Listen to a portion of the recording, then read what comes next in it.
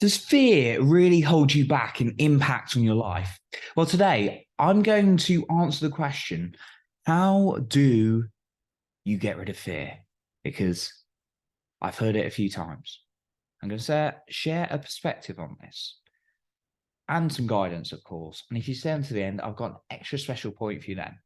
Now, I'll talk about my own case, or cases, of course. I've held myself back so many times with fear. Like, I can't speak up right now or ask a question or speak in front of other people. I'm fearful. I'm terrified. What will people think? What if I look stupid? And all those kind of fears. I can't talk to that girl. She's too pretty for me, or she looks too awesome for me. And I've got fear, so I can't do it.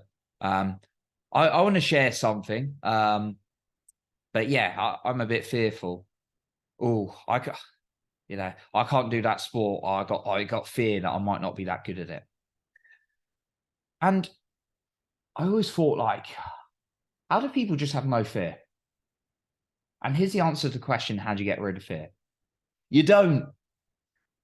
I bet you didn't see that one coming. Now, you might be thinking, but okay, Jolly, that doesn't solve my issue of having fear that's blocking me. Well, we're going to get into that. We're going to into the practical points.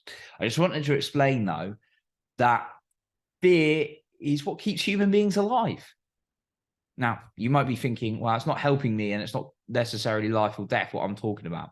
Well, we'll get on to that. Fear is it's typically a part of our survival mechanism to keep us alive. Like, if you see a wild animal in the woods, your fear will kick in and you will run away, right? You see someone with a knife on the street, you're probably going to run.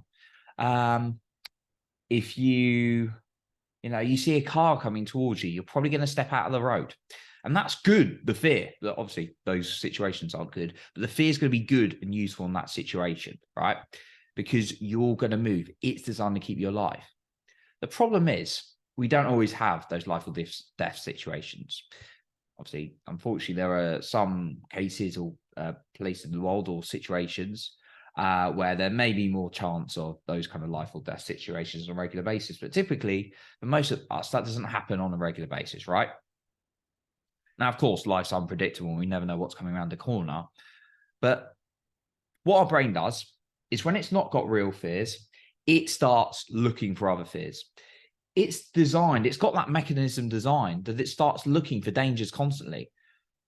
The only thing is, the dangers it comes up with are not real life or death situations. Yet our thoughts will trigger the feelings, and chemicals like adrenaline into our body when it thinks something is life or death. It doesn't know the difference unless you train it, of course.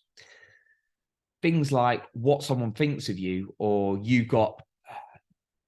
looking hot and sweaty coming into a meeting. Oh, what's everyone thinking of me? Or you have to speak up, you're really nervous.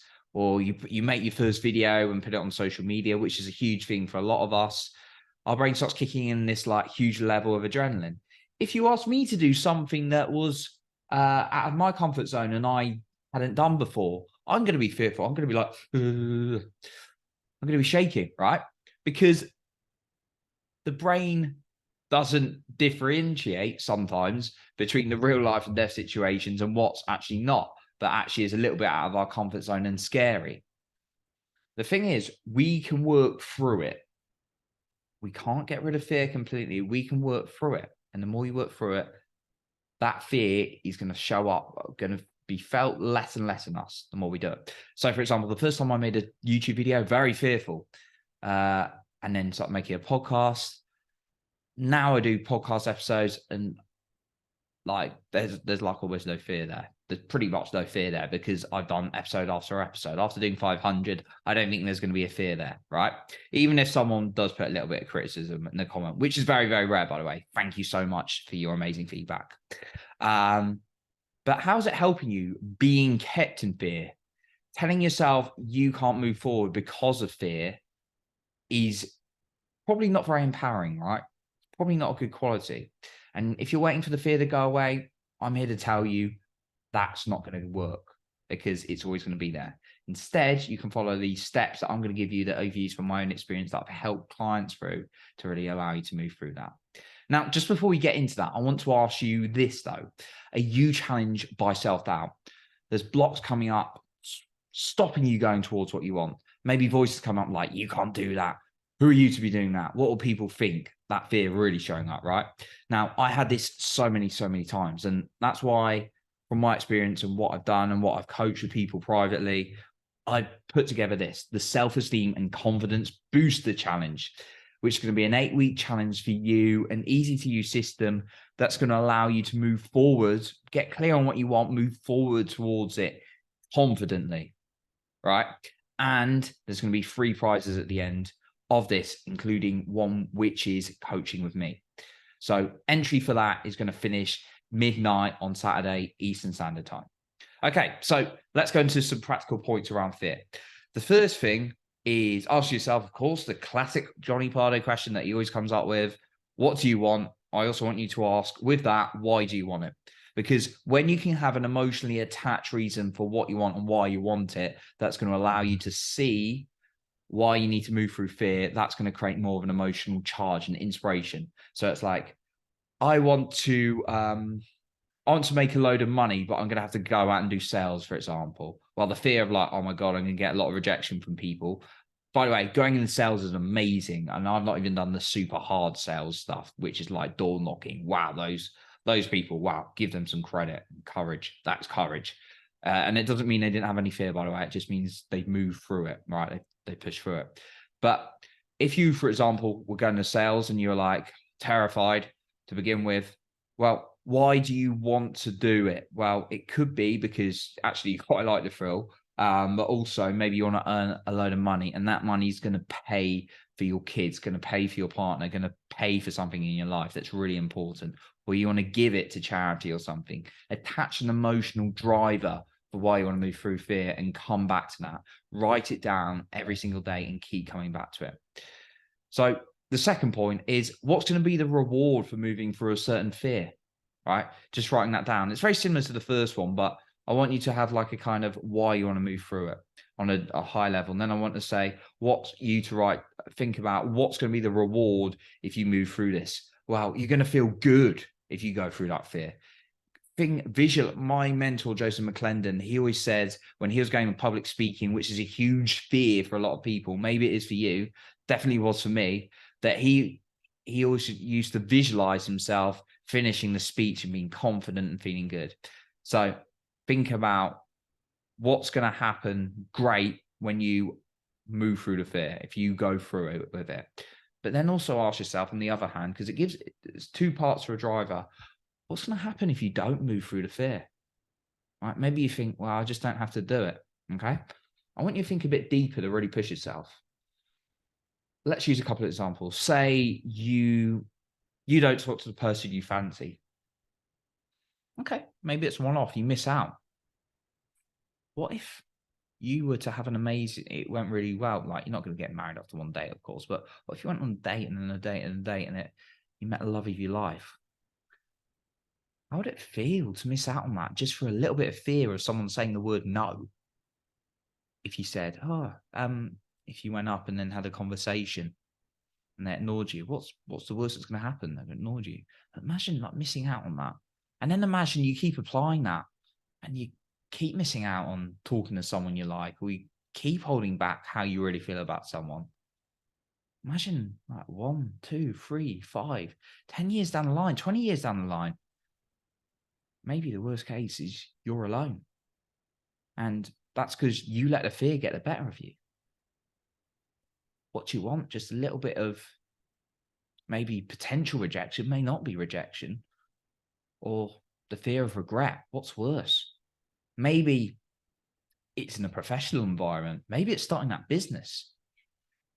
Maybe you're scared to put yourself out there or share it, but you're in something you hate doing. You hate doing it. What's going to happen if you keep going through your life and you're stuck in what you hate doing just because you got a little bit of fear? And then you get to the end of your career and you're like, oh, it's just so many years doing something I didn't just because I had a little bit of rejection. Now I have a horrible amount of regret. I'm trying to get you feeling in both ways here, thinking about the pleasure and the pain. So that's the third one. And then the fourth one, think about something that would be a little bit scary to you, a little bit fearful to move forward that would help you. And then break it down to a smaller piece. So think of something scary that you could do and then break it down into a smaller piece. It's a bit like if you're scared of heights, don't go on a skydive. That could be something that would push you out of your comfort zone. Maybe you just you were to go to like one floor of a building and then the first floor and then just look out the window. And again, this is not me giving advice on how to overcome like a serious height phobia or anything, but that's just an example. Maybe you're scared, you want to start interacting with people, but you're like, a scary thing would be to go up and have a 5-minute conversation with someone. What if you were just to go up and ask someone what their name is and what they're doing in the event, or maybe just even ask someone for the time to begin with, right? How can you break it down into a small thing? And when you do the tiniest of actions, you pat yourself on the back and you praise yourself for taking it, because that's going to reinforce you to do it again. Now, just before I get onto the final point, I want to appreciate you for listening today. And I just want to remind you again that if you really want to start moving forward in your life, you don't want to be stuck, you want to smash through self-confidence, then we've got the self-esteem and confidence booster challenge, which is really going to create a system for you. I'm going to be coaching you every week, whereby you are going to go through an 8-week challenge and you've got prizes to be won, remember, including coaching with me. And entry for this finishes on Saturday at midnight. So don't hang about. You can find out more by just clicking the link below in the show notes. Okay, my final point. This is a really effective one. I kind of touched on it a little bit earlier as well. Is see yourself doing the scary thing in advance.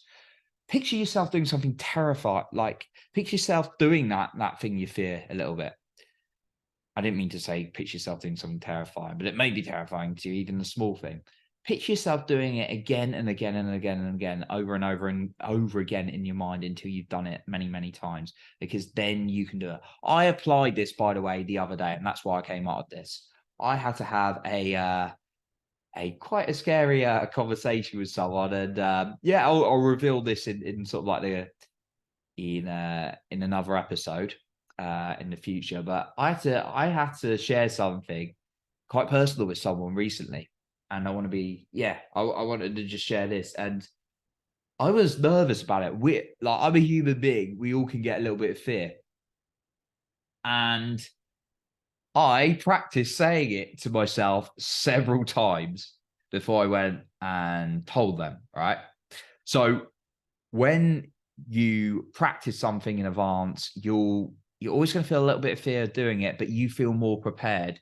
You feel like you've got a little bit more confidence in doing the thing. So that's another little bit I'll say is, if there's something you're fearful, even if you can't do it physically, just picture yourself doing the thing in your mind. If it's having a conversation with someone, you can practice it in advance out loud, not in your head. If you're having a conversation, always practice it out loud. Doesn't have to be in front of people, it can be privately in your bathroom or something like that.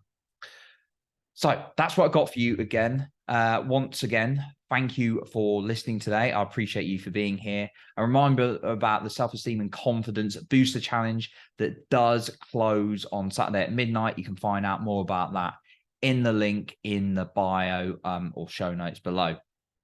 And remember, you are in control of your own self-esteem and confidence.